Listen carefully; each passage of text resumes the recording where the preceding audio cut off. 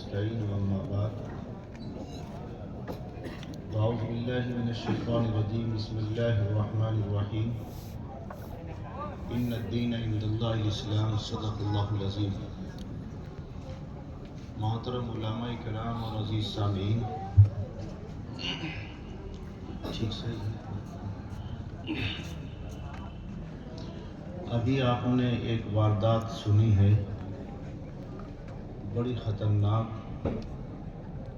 اور بڑی تیز دھند.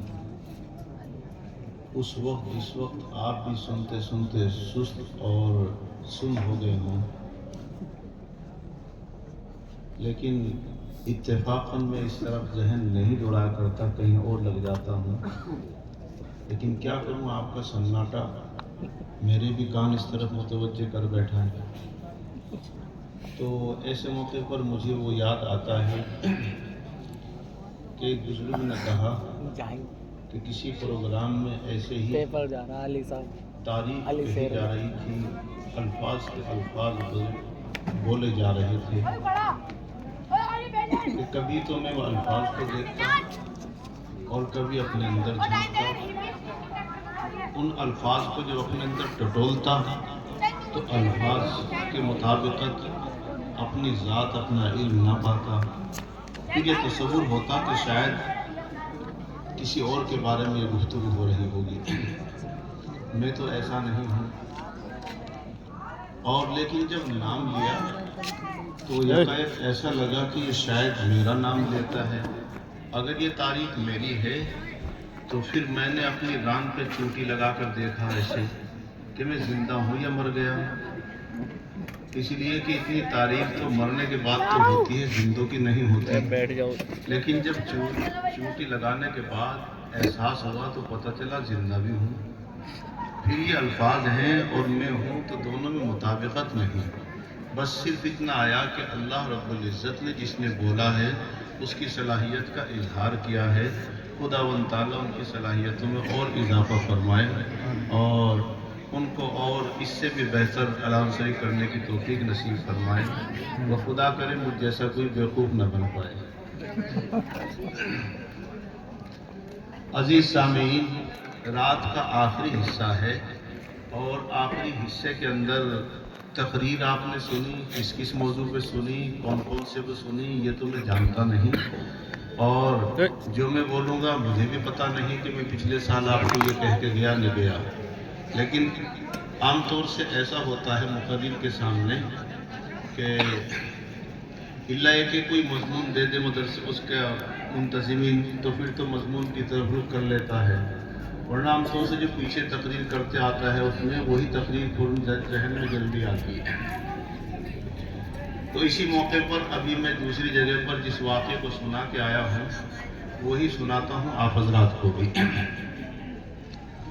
اور وہ اس لیے بھی سناتا ہوں کہ ابھی جو کہا گیا کہ پورے سال میں ایک ہی وقت آتا ہے اس طرح کی تقریر سننے کا، یہ آپ انتظام کرتے ہیں، علماء انتظام کرتے ہیں، یہ منتظمین انتظام کرتے ہیں.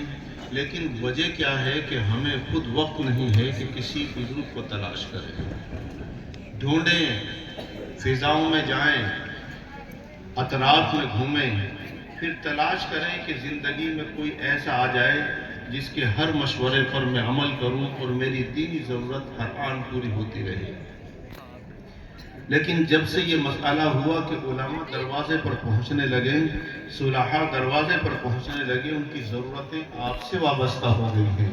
اس بنا پر کہ حکومتیں آپ کے نہ مدارس چلاتی نہ آپ کے مساجد چلاتی، آپ ہی چلاتے ہیں. اور چلانے کے لیے علماء جو ان میں بیٹھے رہتے ہیں ان کو آپ کے اور آپ کے در تک جانے کی ضرورت ہوتی ہے.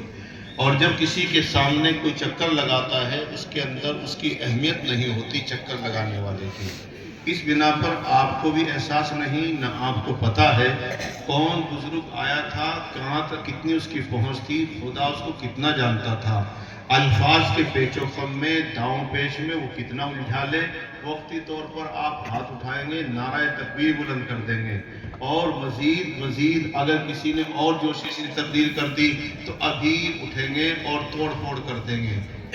کیونکہ آپ میں اور ہم میں ایک بات ضرور گھر کر آئی ہے کہ شعلہ بیان اور شعلہ بیانی ہی ہم پسند کرتے ہیں۔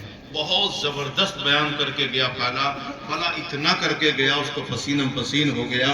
آپ بھی کہتے ہیں بہت عمدہ بیان کر کے چلا گیا۔